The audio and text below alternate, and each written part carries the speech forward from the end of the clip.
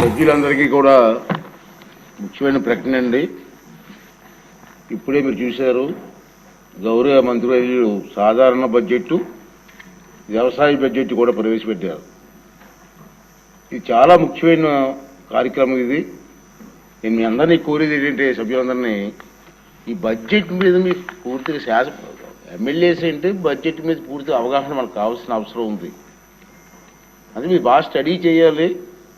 ఎందుకంటే ఇక్కడ మనం చూస్తే ఈ సమావేశంలో మన ఎలక్షన్లో ఫస్ట్ టైం ఎమ్మెల్యేస్ 84 మంది ఉన్నారండి.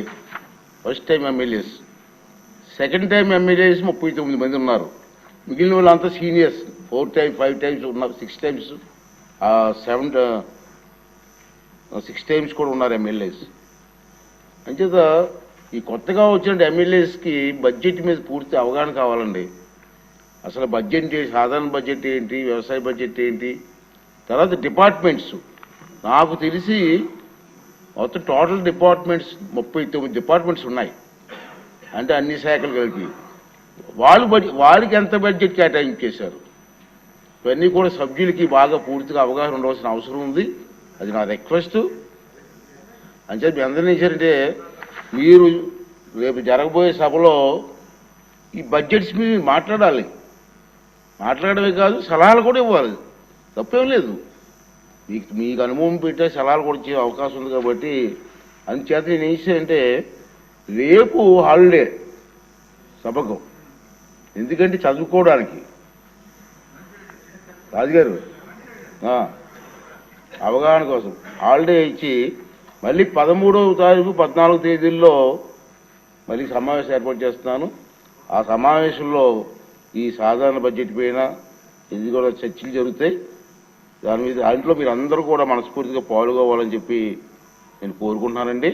రెండోది ఏంటంటే, మీ అందరినీ రిక్వెస్ట్ చేస్తాను. నేను ఇక్కడ మా అసెంబ్లీలో మీతో పాటు మీరే కాదు, మీరు చాలామంది అవుటర్స్ వచ్చేస్తున్నారు, లోపలికి ఎంటర్ అయిపోతున్నారు.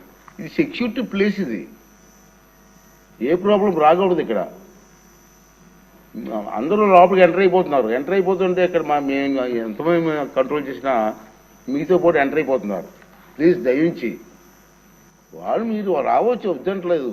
అక్కడ సెక్రటరియట్లోనో ఎక్కడ ఉంటే ఇక్కడ అసెంబ్లీలోకి రాకుండా కొంచెం కంట్రోల్ చేస్తే మనకి ఇబ్బంది లేకుండా ఉంటుంది. కాబట్టి దాన్ని మీరు అందరూ సహకరించమని చెప్పి మరోసారి కోరుకుంటూ మళ్ళీ 13వ తారీఖున సమావేశం ఏర్పాటు చేద్దాం.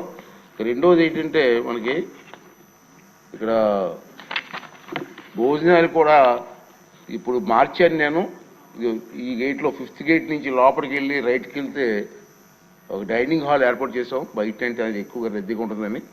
అంతే సభ్యులందరూ కూడా భోజనాలు చేయవలసిందిగా మరోసారి కోరుకుంటూ ఈ సభని రేపు 13వ తారీఖుకి వాయిదా వేస్తున్నానండి. థ్యాంక్ యూ అండి. ఇప్పుడు ఆపరేషన్ లేకుండానే మోకాళ్లకు ప్లాస్మా ట్రీట్మెంట్. మీ ఆర్థోపెడిక్ సమస్యలన్నిటికీ రోబోటిక్ టెక్నాలజీ ద్వారా తక్కువ ఖర్చుతో శాశ్వత పరిష్కారం. Free consultation. ప్రతి ట్రీట్మెంట్ పై 20% డిస్కౌంట్. ఈ ఆఫర్ కొద్ది రోజులు మాత్రమే. త్వరపడండి. V9 hospitals 9281465842.